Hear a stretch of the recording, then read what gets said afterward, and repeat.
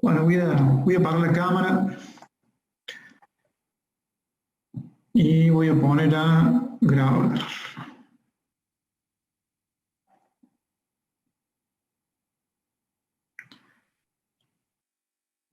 Bueno, ¿pueden ver la pantalla ahí? Sí, se ve completo ahí, pues. Bueno, vamos a continuar entonces con el desarrollo de la unidad 2 y específicamente con este tema que estábamos viendo, el vano regulador, y vamos a hacer un ejemplo de cálculo de una línea doble terna. Esta es una línea que se construyó en el año 2018, 2019. Es una línea doble terna de alrededor de 90 kilómetros que se construyó para poder extraer la energía del parque eólico Arauco 2, que ahí se ven los 38 aerogeneradores de ese parque. Es un parque eólico de 100 megas. Pero estaba pensado, o estaba planificado, perdón, la construcción de dos etapas más de 100 megas cada uno, y se iba a llegar a una potencia total de todo ese predio de generación eólica de 300 megas. Entonces, se tuvo que construir una doble terna de 132 para poder sacar toda esa potencia e inyectarla en una estación transformadora de Transener que se llama la ET La Rioja Sur, que se encuentra aproximadamente 90 kilómetros de donde está posicionado el parque eólico, que está muy cerca de la localidad de Aymogasta, en la provincia de La Rioja, ¿sí? Esta es una doble terna con un conductor, bueno, de aluminio con arma de acero de 435/55, que tiene dos hilos de guardia, tiene una cruceta ahí para los hilos de guardia. Uno es un conductor de acero galvanizado y el otro es un OPGW, ¿sí? Que se utiliza, bueno, para fines de comunicaciones, telecontrol y protecciones. De hecho que esas dos líneas están protegidas con protecciones diferenciales de línea, así que las mediciones, digamos, de las corrientes de esas líneas viajan de un extremo a otro a través de esa fibra óptica del OPGW, ¿sí? Inclusive se alcanzan a ver ahí, por acá, no sé si ven ahí unos martillitos, unas pesitas, ¿lo ven ahí? Sí, se ve. Sí. Bueno, esos son los amortiguadores tipo Stockbridge, ¿sí? Para mitigar el efecto de las vibraciones eólicas, que ese es otro de los temas que vamos a ver ahora un poquito más adelante, ¿sí?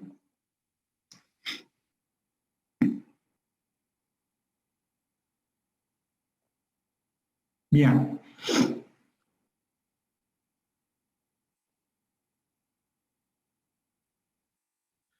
Sí, es verdad, pareciera que no cumple ninguna función, pero sí, sirve más de lo que uno se imagina. Y no solamente se usan para mitigar las vibraciones eólicas de líneas de alta tensión, sino también para, no sé, para cables de acero que sostienen puentes, por ejemplo, también se utilizan este tipo de amortiguadores. Ya vamos a ver cuando veamos la sección esta de vibraciones eólicas o de movimientos inducidos por el viento. Vamos a ver algunos ejemplos y algunos videos de cómo se mueven esos amortiguadores para mitigar el efecto de las vibraciones eólicas. Pasa que esto sirve principalmente para reducir el efecto de las vibraciones eólicas, que son de amplitud relativamente chica. Estamos hablando de amplitud más o menos del orden del diámetro del conductor, ¿sí? Existen otros tipos de movimientos que también lo vamos a ver, como galloping, ¿sí? Que ya son movimientos de baja frecuencia y de mucha mayor amplitud. Pero las vibraciones eólicas están clasificadas como movimientos de alta frecuencia y amplitud muy reducida. Por eso lo vamos a ver un poquito más adelante. Por supuesto que se calcula las características de esos amortiguadores y la posición inclusive en donde se tienen que poner o a qué distancia de esa cadena de aislación de suspensión. Ingeniero, ¿hace falta poner 2 hilos de guardia cuando son 2 ternas? ¿O yo puedo acomodar un hilo de guardia para que las 2 ternas me queden dentro de la campana de los 30 grados? Y va a estar complicado que te dé con uno solo. Si no, pondrían uno solo. Pondrían un OPGW y listo. En doble terna generalmente se usan 2, en líneas de 500 kV también se usan 2 porque con uno no te da. Tendrías que hacer un poste muy alto para que te verifique. Entonces en el balance técnico económico te conviene hacer eso, digamos, poner 2 igual. ¿Me explico? Sí, entendí. O sea, sí se puede uno, la respuesta es se puede. La pregunta es, ¿te sale más barato o te sale más caro? Esa es la pregunta. Y seguramente te sale más caro por la altura que tenés que darle el poste. Muchas gracias.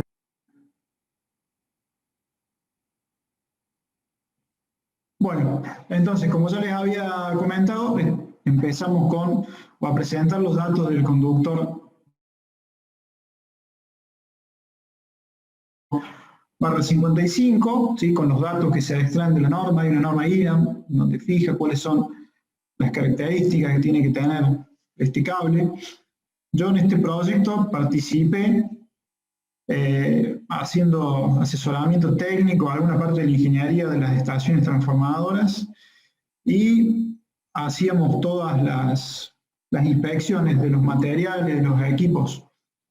Este cable, por ejemplo, se fabricó en Buenos Aires, en una empresa que se llama CIA, así que de vez en cuando me tocaba viajar a Buenos Aires a hacer los ensayos de recepción de este cable. Siempre tengan presente que antes de despachar un equipo o un material a una obra de transmisión, hay que hacer los ensayos de recepción en fábrica, que son lo que normalmente se denominan ensayos FAT.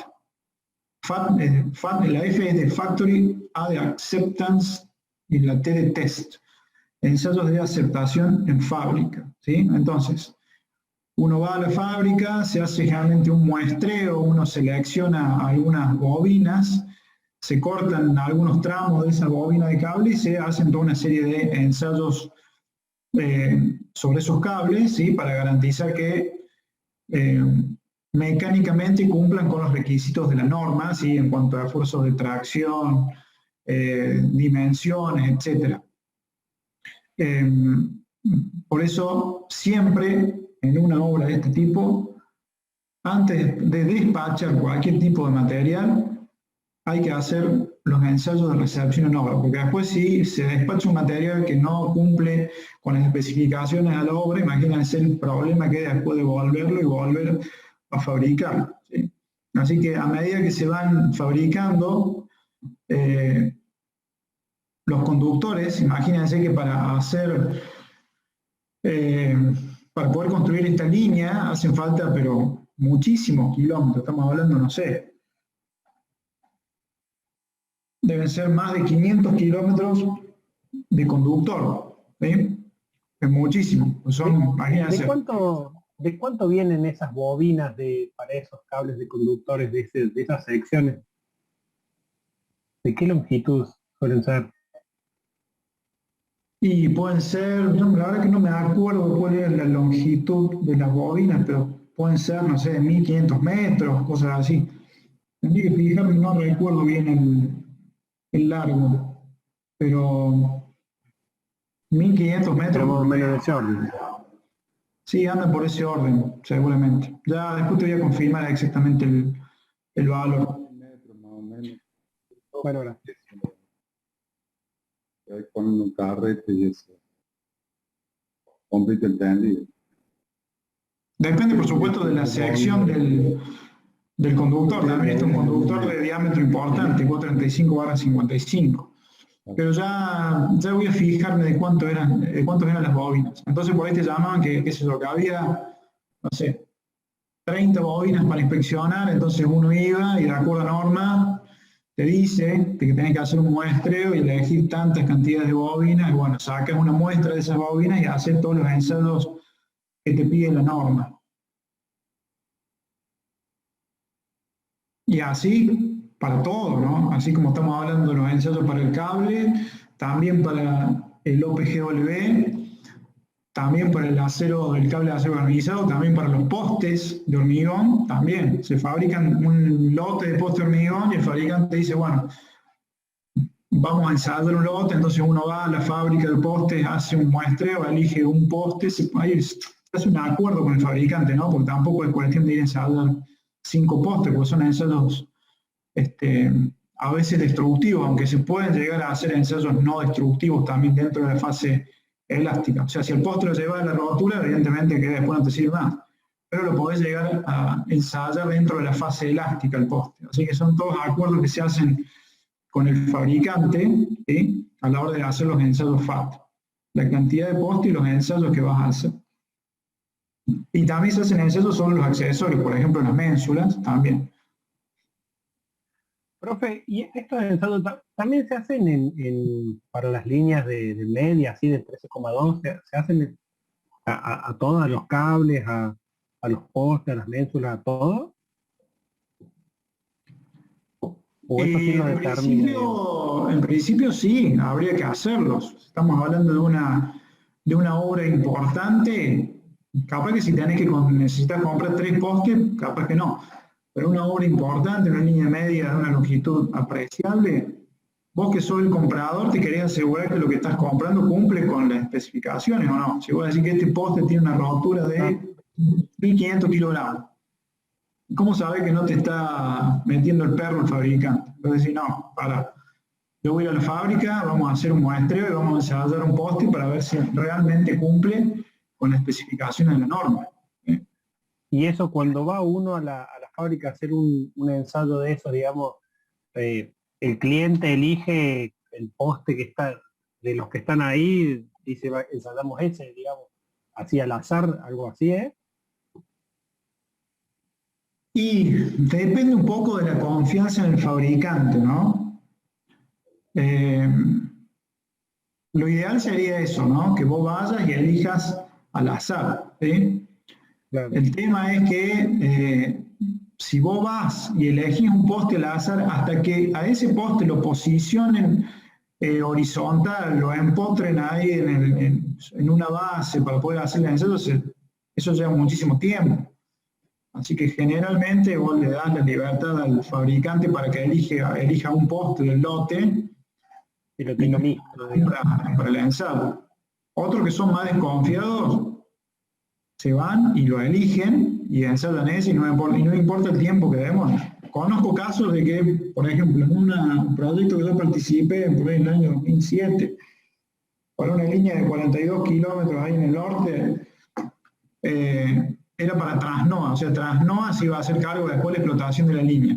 Y los postes se fabricaban en Luque, ahí en la cooperativa Normicop. Entonces, Transnoa mandó un inspector directamente a vivir a Luque, le alquiló una habitación en un hotel, y todo el tiempo que duró la fabricación, el tipo estuvo viviendo ahí. Entonces iba todos los días a la fábrica a inspeccionar los procesos de fabricación, el tipo elegía el poste que había que ensayar, bueno, porque había muchísima desconfianza en el fabricante, ¿no? Así que esto es, pueden ser los dos extremos, o sea, mucha confianza que el cliente le dice al fabricante, bueno, elegílo el poste y ponelo en el, ¿cómo es? Hacer el montaje para el ensayo, que yo voy un día y hacemos los ensayos y me vuelvo, ¿sí? Y si no, tenés que ir un día prácticamente a elegir el poste y volver, y después volver de nuevo para hacer el ensayo, porque hacer la preparación del ensayo demora su tiempo. Claro. Nosotros tenemos fábrica de postes y EPEC viene y te dice, che, esos 3 postes quiero ensayar, y vuelve a la semana y ensayan eso, o a veces coordinamos que ensayamos uno también. Y ya lo empotramos todo. Claro, tienen que ir 2 veces. Sí, sí. Pero bueno, hay veces que la fábrica está muy lejos de la oficina del cliente, ¿me entiendes? Entonces tener que ir a hacerte 200 kilómetros para elegir el poste, después volver y después volver ahí para ensayarlo, es todo un trastorno, digamos, ¿no?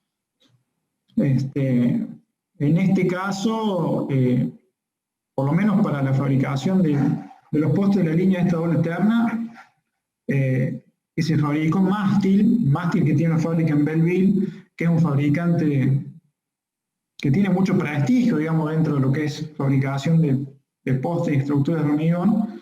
Entonces, directamente se le pedía, no, ustedes elijan un poste y pónganlo, después se coordinaba un día y se iba a hacer el ensayo. Después les voy a mostrar cómo se hace el ensayo, cómo es el procedimiento de la norma, cuáles son los parámetros que se miden, vamos a ver la flecha residual, bueno, toda una serie de cuestiones. En ese momento, en el 2007, cuando se hizo esa fabricación de postes de hormigón para Trasnoa, Trasnoa estaba muy desconfiado porque habían tenido un problema, que se le habían roto unos postes de hormigón durante la operación de tendido del conductor. Resulta que mientras estaban haciendo el tendido del el conductor está colocado sobre unas poleas, ¿no? Entonces, en un momento se zafó el conductor de las poleas, ¿sí? Y digamos que ejerció un esfuerzo de torsión importante y se rompieron varios postes por el esfuerzo de flexotorsión, ¿sí? Porque si usted imagina un poste que le ejercen un esfuerzo desde el extremo de la ménsula, ¿sí? Imagínense cuál es el esfuerzo que se produce. Se va a producir una mezcla de un esfuerzo de torsión con un esfuerzo de flexión, ¿sí? Entonces, en ese momento todavía no estaba desarrollado, o dentro de la norma IRAM no decía, o no había un apartado de cómo hacer un ensayo de flexotorsión. Solamente se hacían ensayos de flexión, ¿sí? Y entonces Trasnoa fue uno de los impulsores para hacer este tipo de ensayo de flexotorsión, en donde al poste se lo monta con la ménsula puesta, ¿sí? En vez de poner el poste solo sin la ménsula, se pone el poste con la ménsula al costado y se hace un tiro sobre el extremo de la ménsula y se le genera al poste un esfuerzo de flexotorsión para ver si el poste resiste, ¿sí? Porque el poste internamente tiene armaduras, tiene toda una serie de hierros longitudinales y tiene todo un hierro en espiral que sirve para absorber los esfuerzos de torsión, ¿sí? Entonces, Trasnoa estaba muy desconfiado con el tema de las armaduras que le ponían a los postes, y ellos hicieron para todos los lotes de entrega de postes, se prepararon un ensayo de flexotorsión que no estaba normalizado, no había ninguna norma IRAM que decía cómo hacerlo.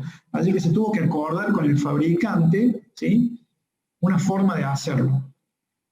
Les digo más, ellos querían que el sello que hay entre la ménsula, ¿sí?, y el poste, ¿sí?, ustedes se imaginan cómo se tienen una idea de cómo se vincula la ménsula con el poste. No es que va abulonada ni atornillada, va pegada con un mortero, se llama, como una mezcla con cemento y arena. ¿Me explico? Sí. Entonces, la gente de Trasnoa quería que ese sello actuara como fusible, ¿sí? Entonces, ellos decían que antes de que se rompa el poste, se tenía que romper ese mortero, ¿sí? Se tenía que desgranar y la ménsula, digamos, doblarse, pero nunca el poste se tenía que romper. O sea que ese sello o mortero que vinculaba la ménsula con el poste se tenía que destruir y actuar como fusible. Así que fue bastante complejo el tema de esa fabricación para Trasnoa, porque los tipos estaban pidiendo cosas muy raras que no estaban escritas en ninguna norma. Hasta ese momento todo el mundo siempre hacía ensayos de flexión en los postes. Un ensayo de flexión es acostar el poste sobre unas rueditas y uno le ejerce un esfuerzo desde la punta del poste, uno lo va flexionando, ¿sí? Que generalmente se puede usar un puente grúa para generar ese esfuerzo. Pero esta gente quería en ese momento hacer el ensayo, pero con la ménsula puesta para generar un esfuerzo de flexotorsión al poste. Y bueno, finalmente se pudo hacer y de hecho que se logró que ese mortero actúe como fusible. Así que en principio de esa fabricación salió todo perfecto. Bueno, vamos a continuar, si no se nos va a aceptar. Bueno, estas son las características entonces del hilo de guardia de acero galvanizado de 50 milímetros cuadrados. Esta es la característica del hilo de guardia, que de paso aprovecho y también les cuento que me tocó viajar a China a mí para hacer los ensayos de recepción en fábrica del OPGW, ¿sí? Porque se compró directamente en China a buen precio, ¿sí? Entonces a mí me tocó ir a hacer los ensayos de recepción de ese OPGW y del cable de 33 kilovolts que se compró en Turquía. Así que de China me fui a Turquía a ensayar todo el cable de 33 subterráneo que hace falta para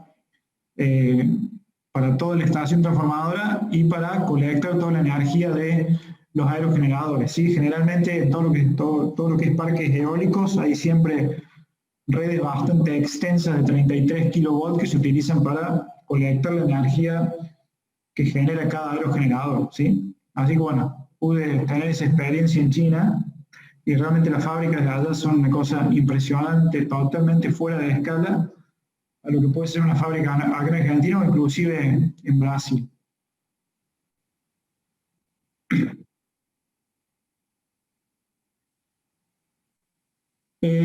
Generalmente los chinos que están a cargo de la parte comercial en una fábrica hablan inglés, así que nos manejamos en inglés. De hecho que siempre es mucho mejor manejarse en inglés, aunque sea lo indio, que usar un traductor, porque es muy difícil encontrar un traductor técnico. Así que generalmente cuando uno dice algo o utiliza terminología técnica, los traductores traducen cualquier cosa, así que se hace casi imposible entenderse con traductores. Así que siempre va a ser mucho mejor hablar en inglés, aunque sea inglés a lo indio, a lo básico, pero uno se va a entender mucho mejor. Y al contrario que uno se imagina, en China casi nadie habla en inglés, ¿no? Solamente hay la gente, los comerciales de la fábrica, pero fuera de eso, el normal de la gente no habla inglés en China. Así que es bastante complicado el tema del idioma y la comida, sobre todo, que también es muy distinta. Bajé un par de kilos, varios kilos. Y habrá estado, todo el viaje habrá sido 20 días, 2 semanas en China y 1 semana en Turquía, una cosa así.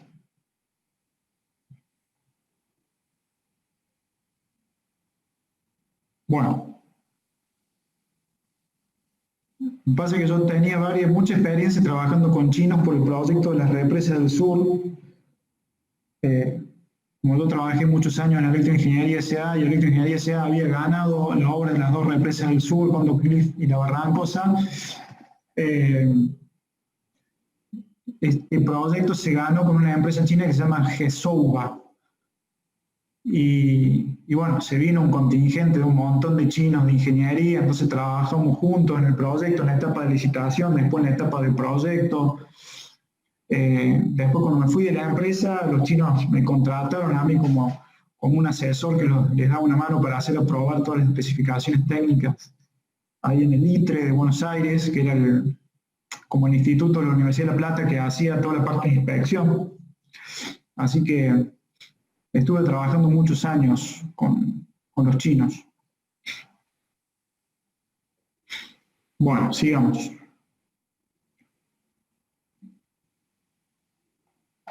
Bueno, acá se presentan entonces las hipótesis de cálculo de la ET1003, que ustedes ya las conocen. Se hace el cálculo de las cargas específicas para el cable de energía, ¿sí? Esto también ya lo han visto, ¿sí? Vamos a proceder a calcular el vano regulador para este tramo, donde tienen esos vanos, son 10 vanos, ¿sí? Entonces calculamos el vano regulador, bueno, como la raíz cuadrada del cociente entre la sumatoria de los cubos de los vanos y la sumatoria de los vanos, ¿sí? calculamos el vano regulador que nos da 199,19 metros, después calculamos el vano crítico. Todo esto repaso lo que ya hemos visto y lo que inclusive ya vienen viendo en el práctico, ¿no? El vano crítico es de 222 metros, nuestro vano regulador nos da 199, o sea que ¿cuál va a ser la hipótesis base para el cálculo mecánico? Con viento. Ah, no, perdón, con mínima Temperatura. De cero. Bien. Entonces, después aplicamos la ecuación cúbica, calculamos tensiones, tiros y flechas en los 4 estados de la norma ET 1003, que esto también lo saben hacer. Y después también con el estado base y la ecuación cúbica, calculamos la tabla de tendido de 1 a 45 grados, ¿sí? En donde el valor de la flecha va a tener que ver con el vano que nosotros seleccionemos como vano de control, que elegimos uno de 198,6 metros. Después vamos a hacer el cálculo mecánico del hilo de guardia, ¿sí? Con el procedimiento de la norma ET 1003, que ustedes saben que se calcula la flecha del hilo guardia para la hipótesis C como el 90% de la flecha del conductor de energía, ¿sí? Calculamos la carga específica para el hilo de guardia, ¿sí? Después calculamos la tensión mecánica de la fórmula de la flecha, despejamos la tensión mecánica y ahí ya vamos a tener el estado base determinado para la aplicación de la ecuación cúbica y la determinación de las tensiones, tiros y flechas para cada uno de los estados. Entonces, una vez que ya tenemos el estado base, armamos también con la ayuda de la ecuación cúbica la tabla de tendido del hilo de guardia, ¿sí? En donde vamos a medir también el mismo vano, en el vano de control de 198,6. Ahora, hacemos el mismo procedimiento ahora pero con el OPGW, ¿sí? Calculamos el 90% de la flecha, las cargas específicas, calculamos la tensión mecánica, aplicamos la ecuación cúbica y después hacemos o elaboramos la tabla de tendido para el hilo de guardia, ¿sí? O sea que vamos a tener 3 tablas de tendido, una para el conductor de energía, otra para el OPGW y otra para el hilo de guardia. Bien, ahora para cerrar esta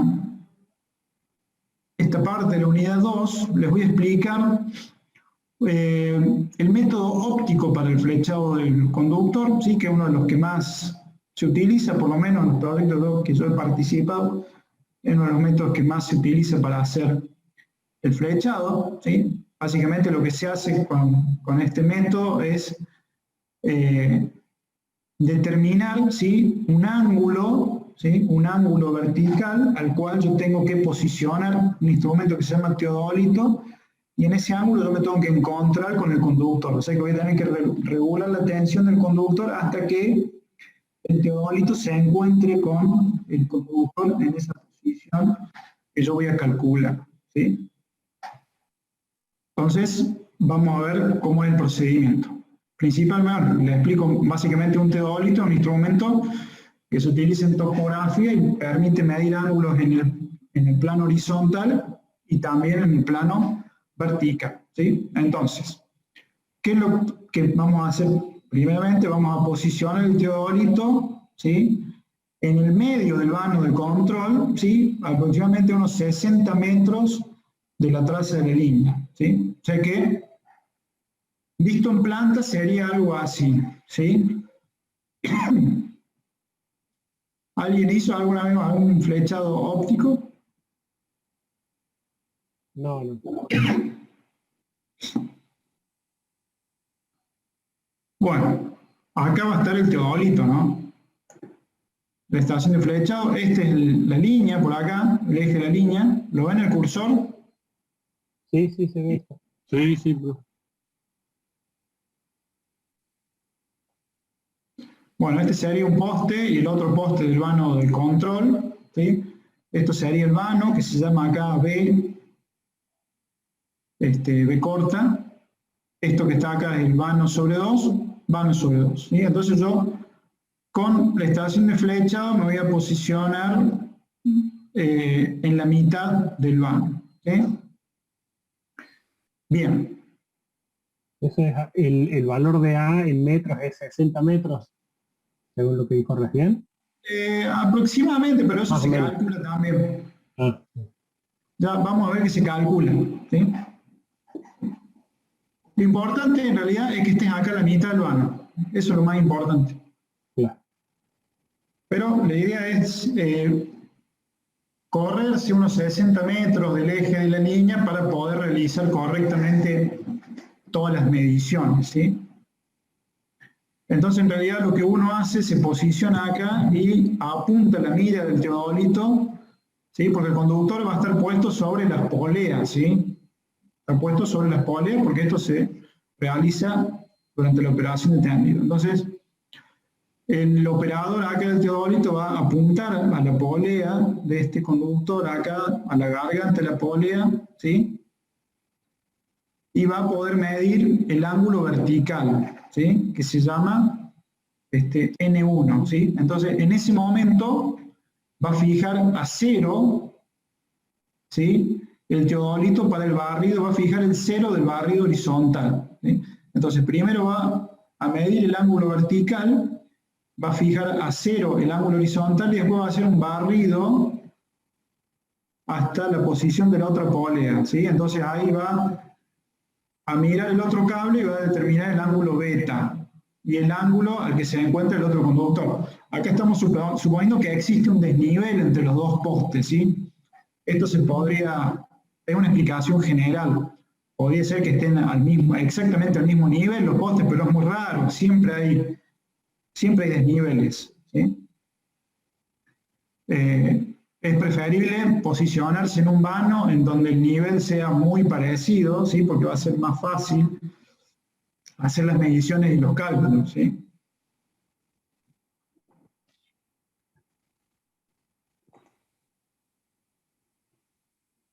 Uy.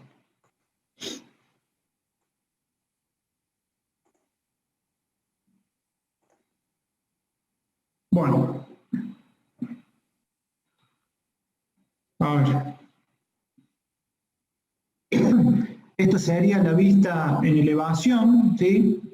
Acá se nota que los postes están desnivelados, se nota medio exagerado acá para explicar el método, ¿sí? Pero estamos suponiendo que hay un desnivel entre los dos postes, ¿sí? Entonces la flecha va a ser de esta distancia, ¿sí? La flecha entre esta recta que une las dos poleas y a donde corte el conductor. Esa va a ser la flecha.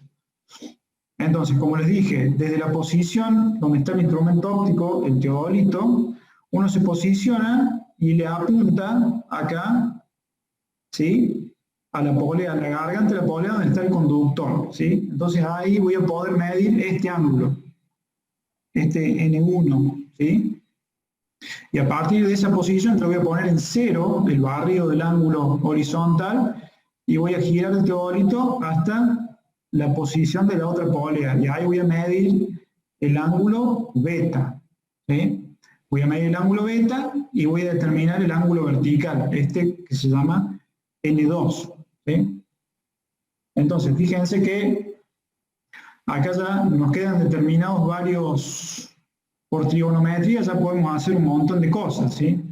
Porque vamos a tener, ¿cuál es la distancia conocida acá en definitiva? A, D.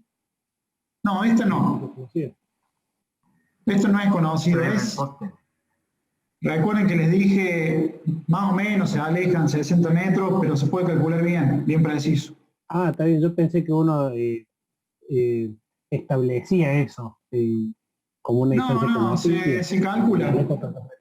Ah, está perfecto. Todo parte acá de saber que esta es la mitad del vano, ¿verdad? Claro. B sobre 2, B sobre 2. Entonces, acá tienen un triángulo rectángulo, fíjense, acá. ¿Sí? ¿Lo ven? Sí, sí. Ese es un triángulo rectángulo. ¿Dónde hay otro triángulo rectángulo? Acá.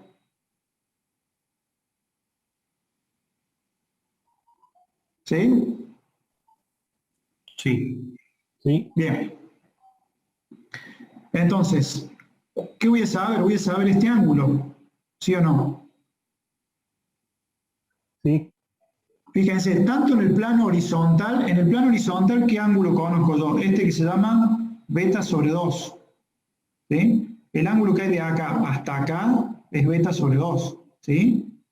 Y de acá, hasta esta línea, el ángulo horizontal es beta sobre 2 también. ¿O no? Sí, sí, sí. Bien. Entonces, si yo conozco este lado por trigonometría, este ángulo, ¿cuánto es igual? No es 90 grados menos beta sobre 2, porque es un triángulo rectangular. Sí, Este es beta sobre 2 y este es 90 menos beta sobre 2. Entonces, como sé este cateto del triángulo y sé este ángulo, puedo calcular esta distancia D, ¿sí o no? sí, Entonces, si ya tengo este lado, fíjese que de este otro triángulo, que está como en alzada, ¿no? En un plano vertical, de este otro triángulo rectángulo, ya tengo este cateto, ¿sí? Acá está, estos dos están a 90 grados, ¿no? Acá este y este. Entonces, sé el ángulo este y sé esta distancia D. Entonces, ¿qué puedo calcular? La altura de suspensión, la ¿eh? altura. Claro, puedo calcular esta, H1, ¿sí o no? Sí, Y sí, si puedo calcular H1, ¿puedo calcular A también o no? Tengo todos los datos para calcular A también, porque sé cuánto vale esto, sé cuánto vale este ángulo, también sé cuánto vale este ángulo. Por trigonometría puedo ir calculando todo muy fácilmente, digamos, ¿no? Después también hago lo mismo para calcular esta otra H2, esta D va a ser igual, ¿sí? Así digamos que no es para nada complejo sacar todas estas longitudes, ¿se entiende? Pero algo importante a calcular acá es esta distancia, de acá hasta acá, ¿sí? De este punto a este punto. Esa distancia, ¿cómo la voy a sacar? La voy a sacar por el promedio de estas dos. H1 más H2 dividido 2. El promedio de esas dos distancias me va a dar esta altura, esta que se llama HM, ¿sí? ¿Sí o no? sí, sí, sí. Sí, sí, sí. Bien, si a esa HM, ¿sí? Le resto la flecha que de la tabla, porque tengo la tabla alternativa donde está la flecha, ¿sí o no? Sí, ¿Qué me va a dar? la altura libre. La altura donde tiene que estar el conductor, pero lo que más me interesa en realidad es el ángulo. Perdón. Todo esto no lo voy a leer porque es exactamente lo que ya les dije, ¿no? Cómo se calculan estas alturas, son todas relaciones trigonométricas sencillas. Esta es la altura que yo les decía. Y lo importante es esto, ¿sí? Ustedes ¿vieron cómo se calcula?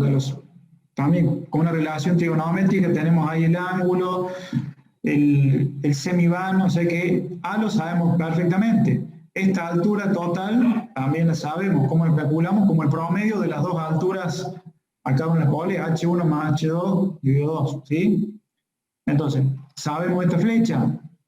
La sacamos de la tabla de tendido, ¿sí o no? Sí, sí. Entonces, este ángulo, phi, aquí va a ser igual al arco tangente de qué? De este cateto opuesto, que es justamente HM menos la flecha, sobre la longitud A. Entonces, ese es el ángulo que más me interesa a mí, porque ahí voy a levantar el teodolito con ese valor y ahí me tengo que encontrar con el cable. Cuando el cable me lo encuentro en esa posición, hice el flechado del conductor. Y esto no es para nada complicado entenderlo, pero bueno, me resultaba importante que ustedes conozcan cómo se hace este procedimiento de flechado, porque algún día les va a tocar participar en un proyecto de una línea y van a tener que estar No sé si van a estar haciendo la tarea de flechado, porque realmente eso lo suele hacer un topógrafo, pero ustedes van a estar supervisando esta tarea y tienen que saber qué es lo que están haciendo, cómo se usa la tabla de tendido para hacer esta verificación de flechado. ¿Está claro? Sí, está perfecto. ¿Se entendió o no? Sí, sí. Sí, sí. Bueno, no tiene realmente mayores complicaciones, todo es trigonometría básica esta explicación, pero esto no estaba en el apunte de otros años, ¿sí? Así que lo van a encontrar solamente en esta presentación que yo después les voy a subir ahí a Moodle.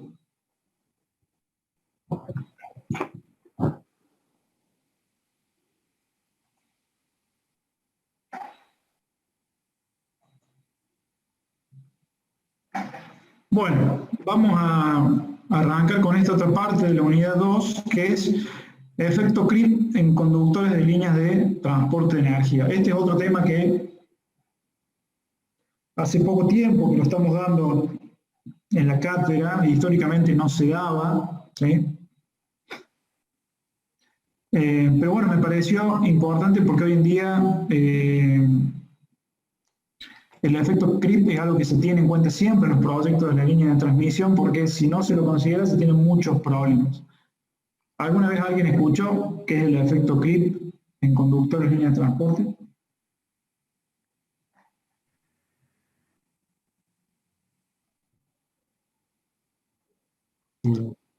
Yo porque leí el manual ese de software que le propuse, profe, pero más que eso antes no sabe. Ah, bien. ¿Y entendiste que se trataba del creep cuando leíste el manual? Y creería o interpreto que es como una degradación que sufre con el tiempo, ¿no? Que Como un alargamiento. claro, se va alargando el conductor hasta hay que considerarlo por el paso del tiempo. Exactamente. Es una deformación inelástica, ¿sí? Ustedes saben que el conductor sufre estiramientos durante su operación, una línea durante su vida útil o la operación de esa línea sufre estiramiento debido, les diría, a tres razones. Una, estiramientos elásticos, ¿sí? Por la carga del viento, por ejemplo, la carga del hielo. Otro es por la variación de temperatura, también va a sufrir estiramientos o variaciones de longitud de ese conductor. Y la otra causa por la que ese conductor va a sufrir estiramientos, pero ya del tipo inelásticos, los otros son estiramientos, digamos, reversibles, ¿sí? El conductor, de acuerdo a estado de carga, la temperatura va a ir variando su longitud, pero después va a recuperar la longitud que tenga que tener de acuerdo al estado de carga o temperatura en el que se encuentra. Pero, debido al efecto creep, que tiene que ver básicamente por dos razones fundamentales, que una es la alteración de las propiedades mecánicas del cable, de la estructura química del cable, se va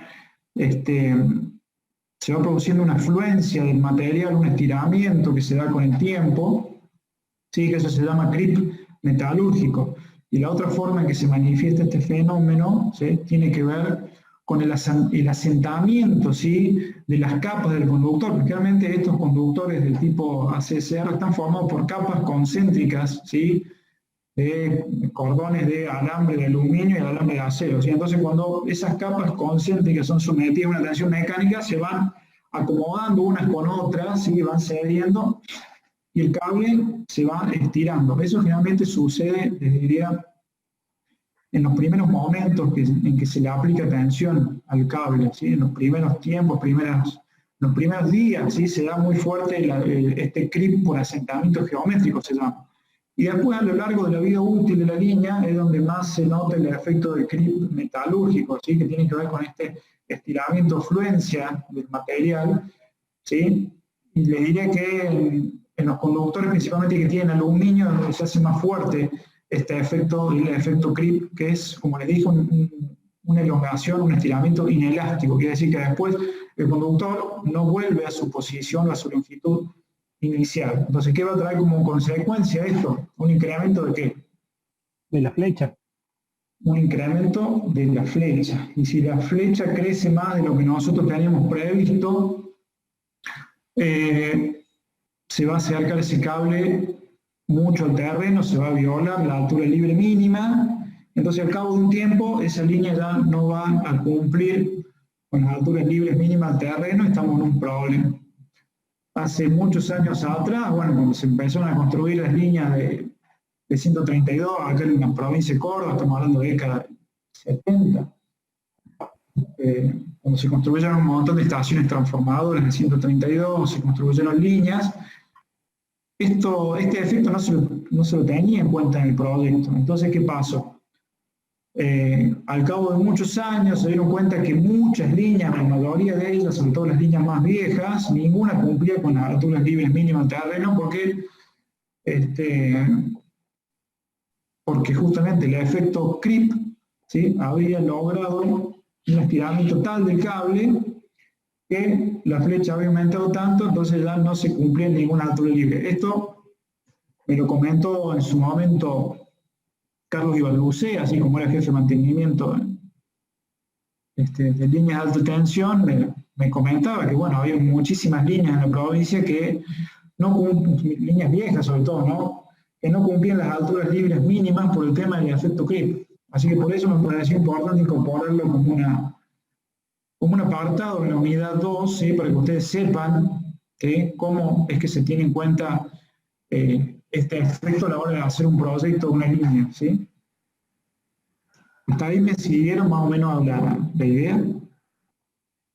Sí, ingeniero, está perfecto.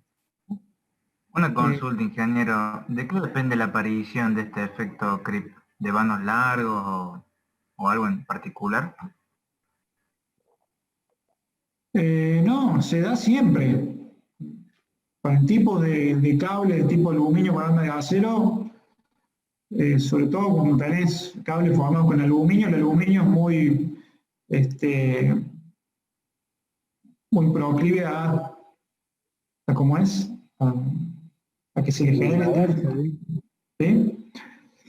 El acero no tanto, pero el aluminio sí. Entonces estos cables que tienen aluminio con arma de acero, ¿sí?, son muy predispuestos a ceder por el efecto creep, pero pasa siempre en todas las líneas, ¿sí? Y puede ser con vanos largos, no tan largos, relativamente cortos, en todas las líneas se va a dar este efecto, en mayor o menor medida, y va a ser función de la tensión mecánica del tiempo transcurrido, ¿sí? Realmente este efecto se suele dar hasta los 10 años de la línea, hasta los 10 años en los primeros 10 años de vida útil, te diría, porque después se hace como muy lento, ¿sí? Pero en los primeros 10 años se manifiesta en mayor medida este problema. Y les diría que en los primeros años tiene mucha más velocidad todavía. Es que en los primeros años la línea se hace mucho más rápido, después va disminuyendo, tiene una curva que va creciendo, ¿sí? Y ya después de 10 años ya prácticamente se hace despreciable este efecto. ¿Después de los 10 años? Sí, después de los 10 años. Digamos que a lo largo de los 10 años ya se dio prácticamente casi todo el efecto creep. Después el estiramiento que tiene esa línea es muy, muy pequeño.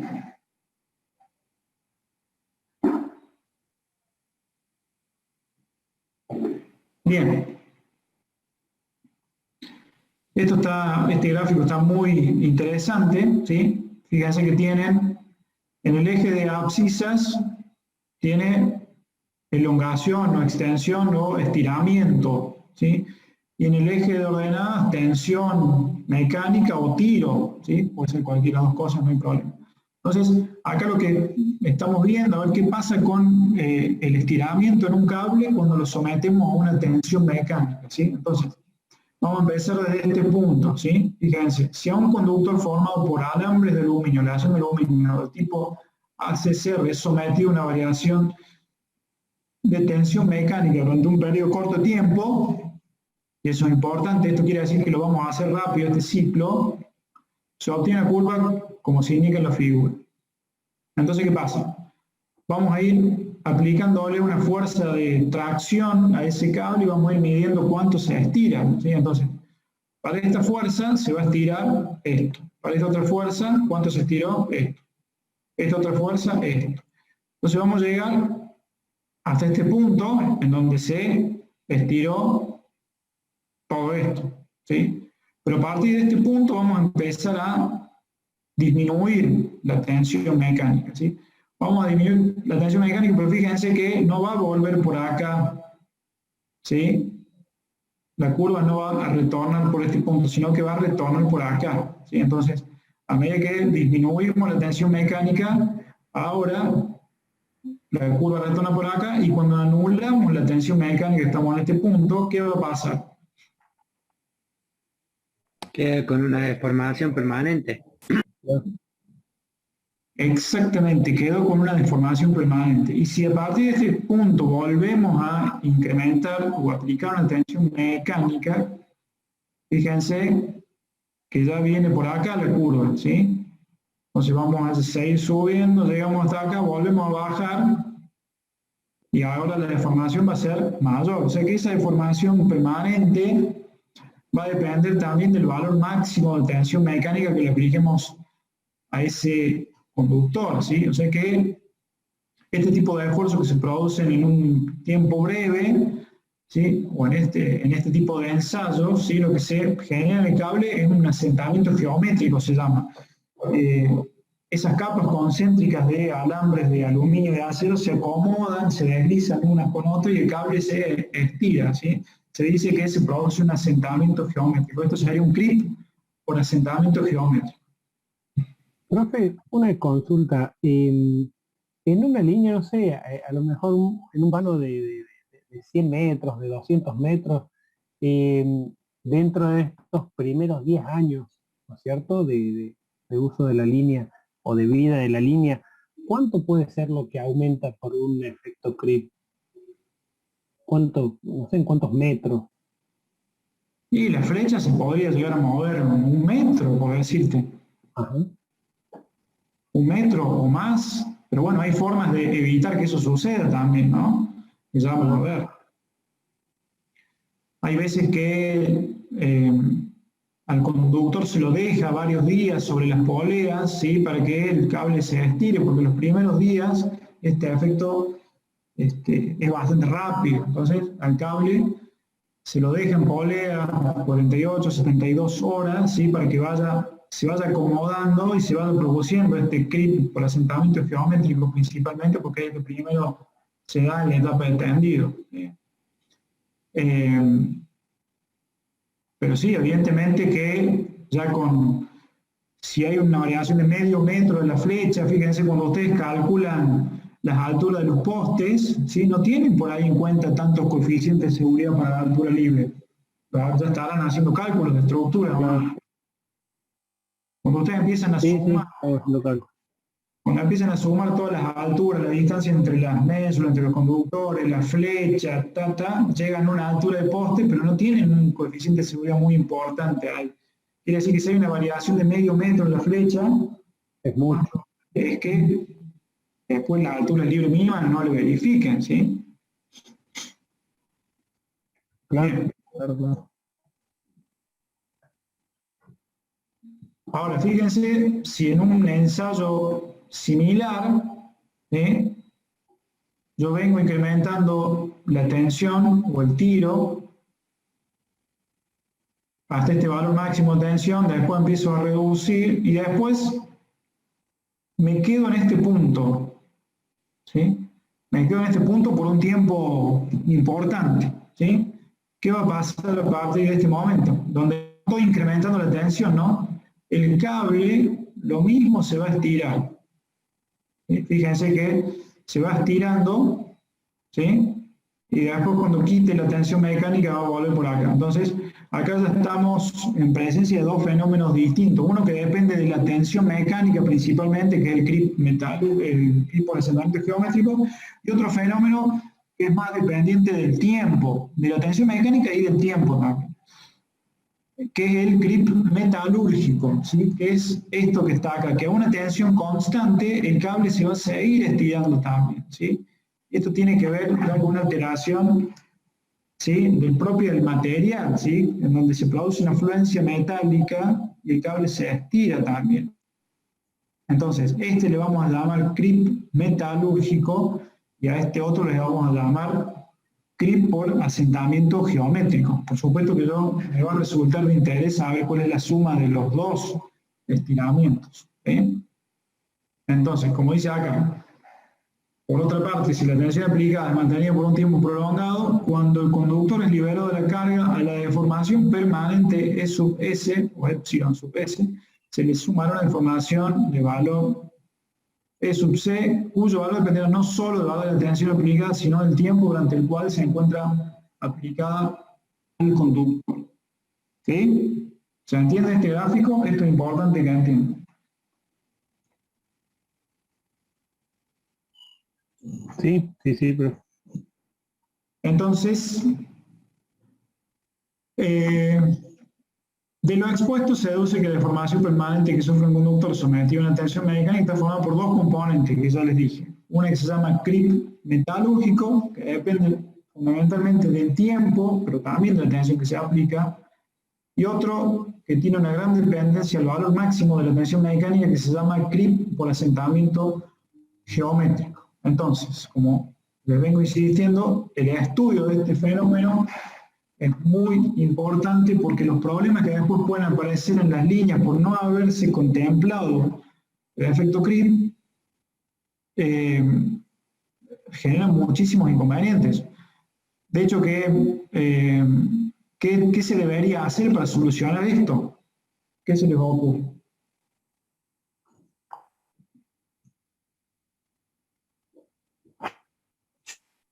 Dejar un margen. Un margen de seguridad. No, digo, ¿qué se debería? Supóngase que no se lo tuvo en cuenta y bueno, pasaron los años y ya la línea no cumple con la altura libre. ¿Saben el problema? Aumentarle la tensión. Lo que cuesta resolver ese problema. Después les voy a mostrar un paper de la EPE de Santa Fe con todo un procedimiento que ellos idearon para volver a hacer flechado de la línea, ¿sí? Lo que tienen que hacer después es volver a poner sobre poleas cada conductor y volver a aplicarle tensión a ese cable, ¿sí? En donde tienen que retirar un pedazo de cable, no sé, 2 o 3 metros, para volver la flecha a su valor original, ¿sí? Entonces, para eso hay que sacar de servicio la línea bastante tiempo, ¿sí? Entonces, es un tema bastante complejo resolverlo si no se lo tuvo en cuenta. Si se lo tuvo en cuenta, perfecto. Ahora, si no se lo tuvo en cuenta y ya nos encontramos con la situación de que no se cumplan las alturas libres mínimas, resolver ese problema lleva bastante tiempo y con salidas de servicio prolongadas de una línea de alta tensión, ¿sí? Entonces después les voy a mostrar un procedimiento de la EPE de Santa Fe donde muestran cómo hacen ellos para volver a flechar una línea en donde por efecto grip ya no se cumplían las alturas libres mínimas del terreno.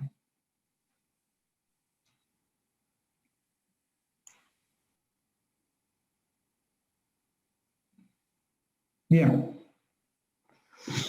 Acá lo que se muestra en este gráfico, ¿sí? Es cómo va variando, fíjense, para un valor de tensión constante, quiere decir que yo le aplico un valor de tensión mecánica constante a un conductor, ¿sí? Entonces voy midiendo, ¿sí? A medida que transcurre el tiempo voy midiendo, ¿qué cosa? El estiramiento, ¿sí o no? Elongación, claro. Exactamente. Bueno, este tipo de curvas, por ejemplo, se determinan en ensayos de laboratorio, ¿sí? Por supuesto que estos tiempos suelen ser muy largos, ¿no? Pero ¿qué es lo que se hace? Generalmente se hacen durante un determinado tiempo, puede ser, no sé, 1000 horas, ¿sí? Ese ensayo se lo realiza durante 1000 horas y después se extrapola esa curva para hasta 5 o 10 años, ¿sí? Pero no se puede hacer un ensayo de de 5 o 10 años, entonces se lo hace una duración limitada y después por extrapolación uno puede deducir cómo va a variar esa curva. Y de hecho que después se deducen ecuaciones predictivas, se llaman, de cómo va a variar o cómo se va a estirar ese conductor a lo largo del tiempo para un valor de tensión determinado, ¿sí? Porque yo lo hago para un valor de tensión. ¿Y qué valor de tensión? Le voy a poner seguramente un valor de tensión, la que corresponde a la temperatura media anual, que podemos decir que es la tensión que va a estar presente la mayor parte del tiempo. Entonces, realmente se usa ese valor de tensión, el que corresponde a la temperatura media anual, y no una tensión máxima que va a estar presente en realidad poco tiempo durante la vida útil de la línea. Entonces, este ensayo lo realizo con ese valor de tensión a la temperatura media anual, un tiempo limitado, después extrapulo el resultado para 5 o 10 años, ¿sí? Yo tuve la suerte de presenciar un ensayo de CRIP para un conductor de una línea de 500 kV en la Universidad de San Juan. La Universidad de San Juan tiene un laboratorio donde se pueden hacer ensayos de CRIP, ¿sí?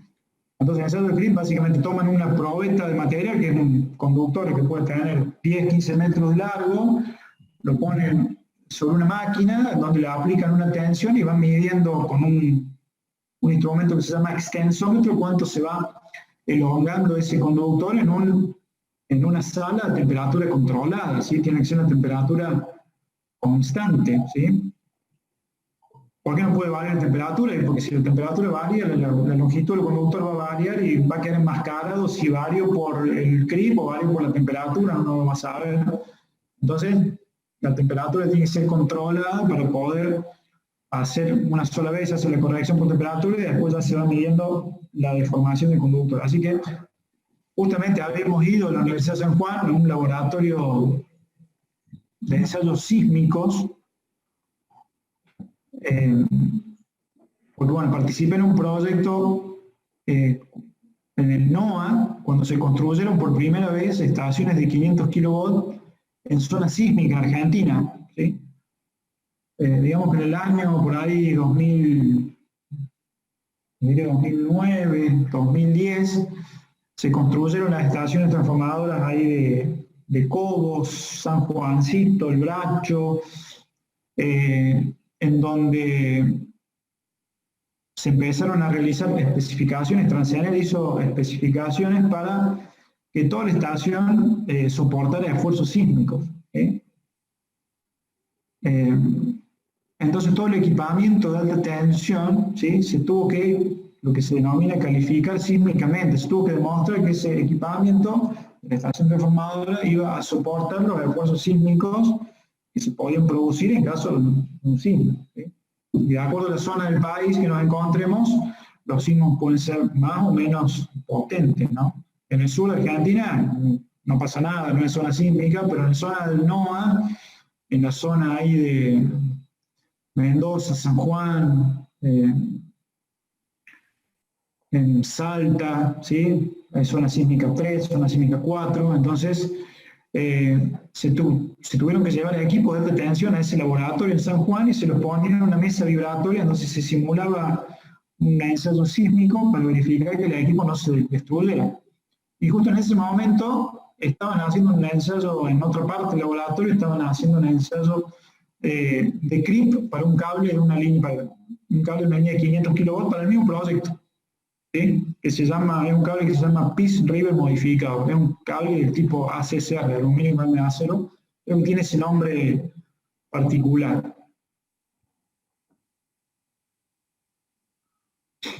Bueno, seguimos.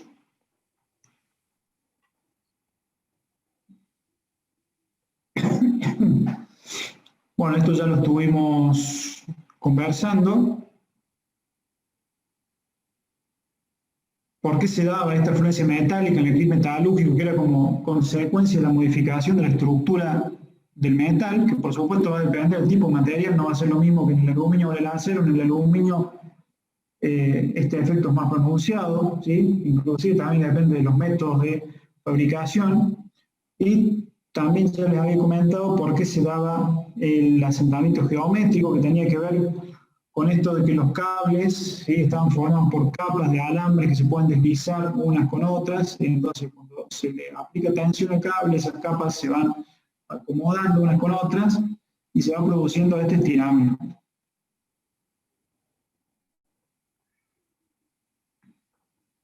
Bien. Entonces, la deformación total de un cable va a estar compuesta por dos términos, ¿sí?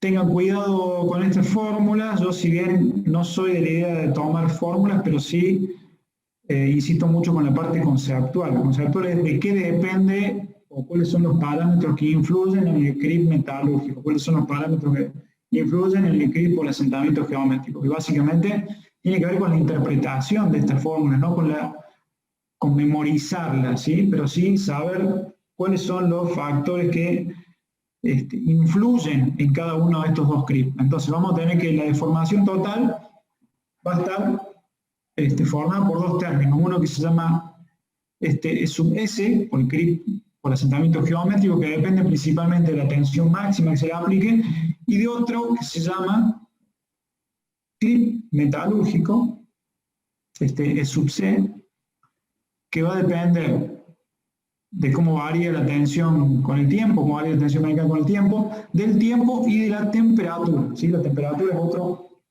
factor que también es relevante para el CRIP metalúrgico. Bien, entonces, estos fenómenos, o este fenómeno va a estar influenciado por dos tipos de factores, factores externos y factores internos. Con respecto a los externos, ¿qué va a ser? Va a depender de la tensión mecánica, de la temperatura y de la maquinaria que se utiliza para el tendido del conductor. Y dentro de los factores internos, ¿sí?, que tienen que ver ya más con el tipo de material, la composición química del mismo, el tipo del conductor, la formación geométrica, características y el método de fabricación.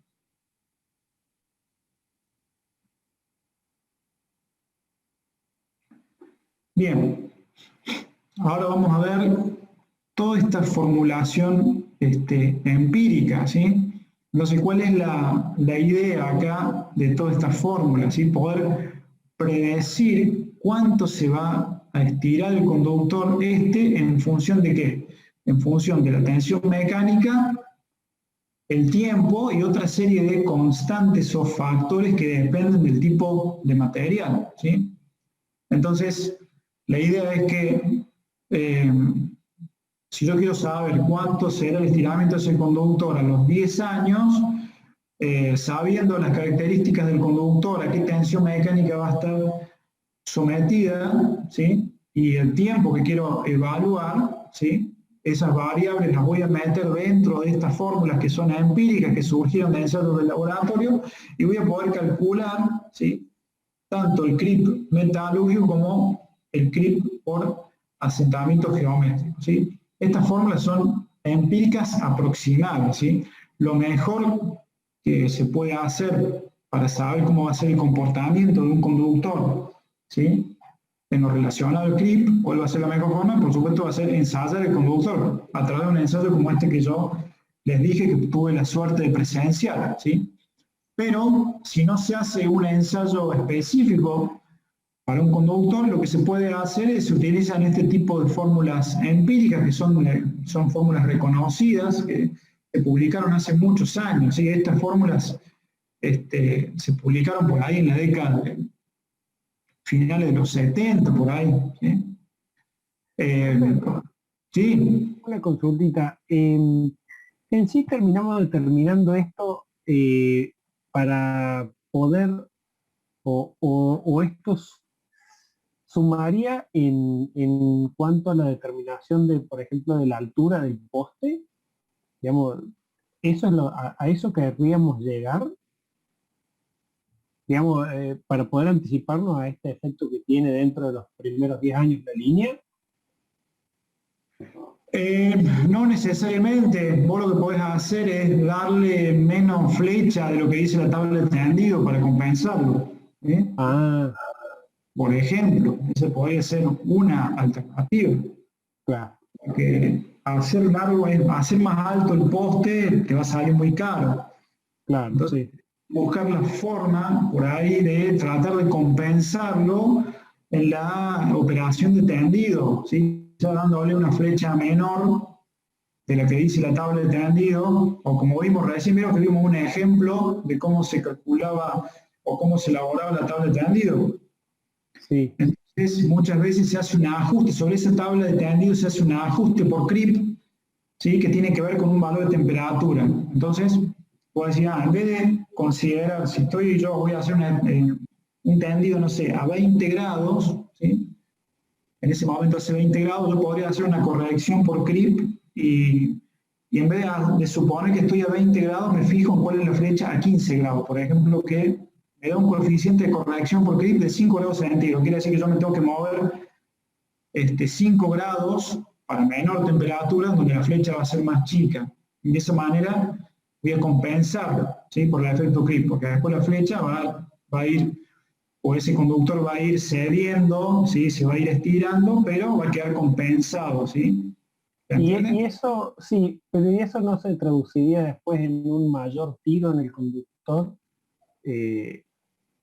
Digamos, no me terminaría excediendo no terminaría superando los 8 kilogramos por milímetro cuadrado, me parece que era de la tensión. Sí, No es pasaría un verdad, pero poquito bueno, ahí. después se va a ir acomodando eso en realidad. En los primeros tiempos, Claro. ¿verdad? Al principio sí, después tira. Todas estas estructuras está todo calculado con muchos coeficientes de seguridad, ¿no? Sí, es cierto, sí. Claro, y es cierto que después se iría acomodando conforme pase el tiempo, cuando se va estirando el cable. Exactamente. Está bien.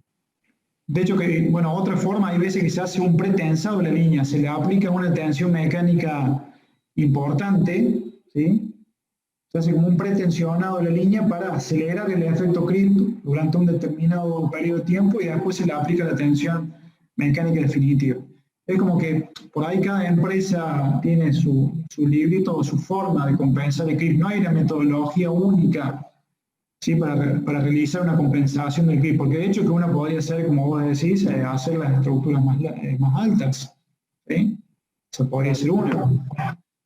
Porque si vos tenés en cuenta que la flecha va a aumentar a lo largo del tiempo, y bueno, para calcular la altura del poste tengo en cuenta esa flecha mayor. ¿Me entendés? Pero bueno, hay que buscar por ahí el método que implique el menor costo, que no sea tan caro, ¿no?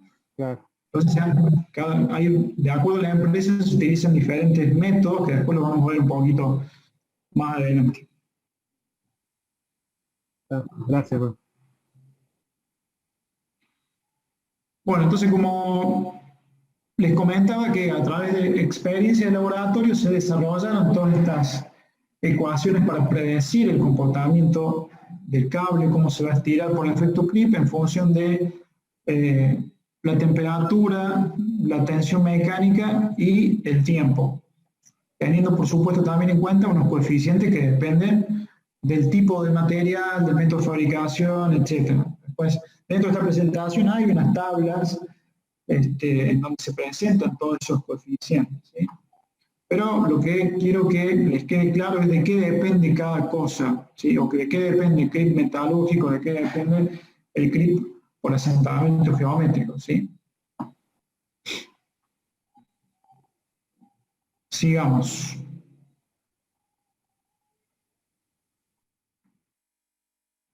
Bueno, como ya les había comentado, a mí me tocó presenciar un ensayo de este tipo, ¿sí? Un ensayo de CRIP, ¿sí?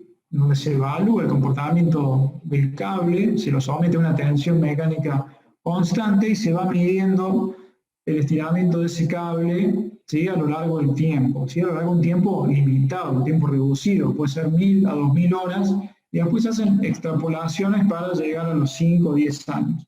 Entonces se van realizando mediciones, ¿sí? En función del tiempo y se van trazando todas estas gráficas, ¿sí? Por supuesto que inmediatamente cuando uno le aplica tensión al conductor, eso no es una deformación permanente, que también tenemos que tener en cuenta. Vamos a tener una deformación elástica. Cuando yo tracciono un conductor se va a estirar, pero va a ser un estiramiento elástico. Entonces eso yo lo tengo que restar, por eso dice acá strain to be subtracted, que tiene que ver con esto de restar el estiramiento elástico. Y a partir de ese momento sí ya empiezo a tomar ya las deformaciones de ese cable a lo largo del tiempo. Todo esto es tiempo y lo que está en ordenadas es deformación. Esto en una escala logarítmica y esto en una escala lineal, ¿sí? Entonces, una vez que determino el comportamiento de este cable o de estas curvas, después, paso siguiente, lo que hago es determinar cuáles son las ecuaciones predictivas. ¿Sí? Después les voy a mostrar un paper de la Universidad de San Juan, donde ellos llegaron, o el resultado de este ensayo es determinar una ecuación en donde ustedes ponen, ¿sí?, la tensión mecánica, ponen el tiempo y les va a dar cuál va a ser el estiramiento total del cable para ese tiempo y esa tensión mecánica.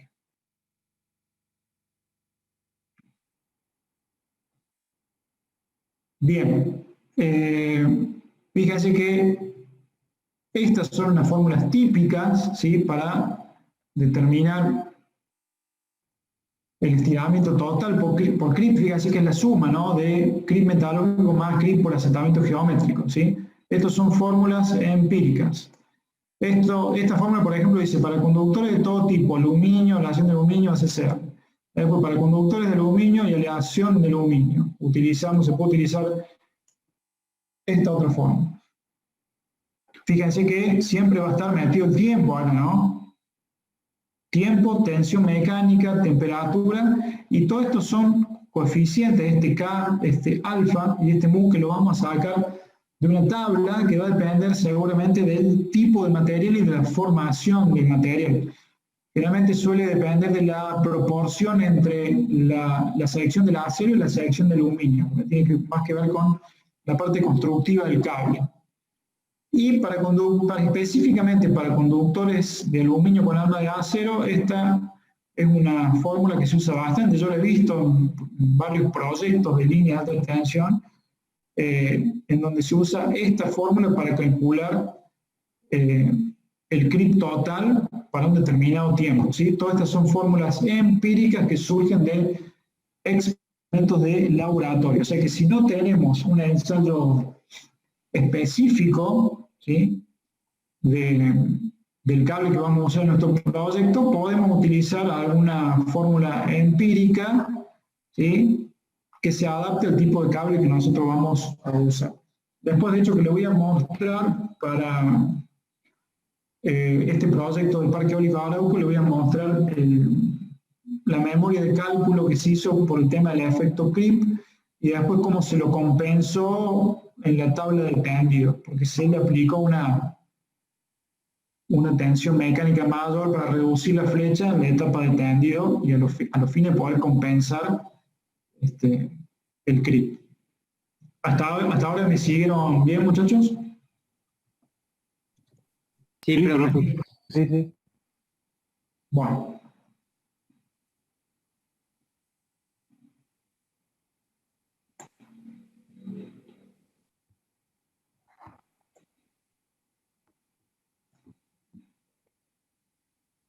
Bien.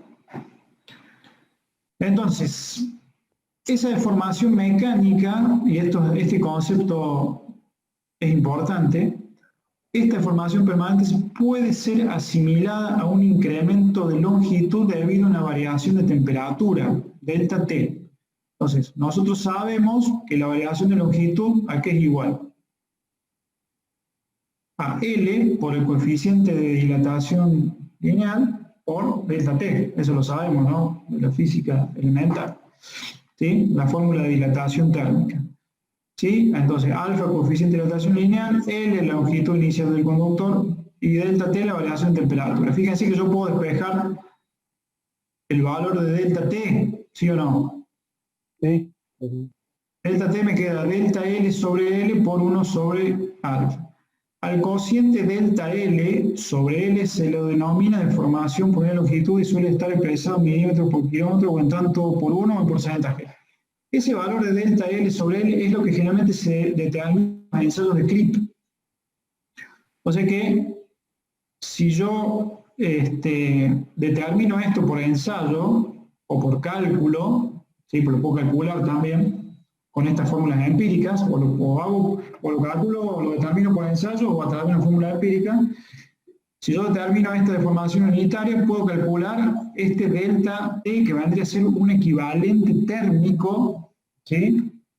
Del estiramiento por efecto creep, ¿sí? O sea, lo que hubiera variado, o mejor dicho, el conductor hubiera variado la misma longitud que si hubiera aumentado ese valor de temperatura. Hubiera variado la flecha hubiera variado de la misma forma que si hubiera ocurrido un delta T de ese valor, ¿sí? Por eso se llama equivalente térmico del creep. Eso es un valor muy importante porque lo vamos a usar justamente para hacer estas compensaciones en la etapa de tendido de una línea, ¿sí? ¿Se entiende? Ese delta T lo usamos para calcular el equivalente térmico del creep, ¿sí? Una temperatura que me va a generar el mismo incremento de flecha que el efecto creep, ¿sí?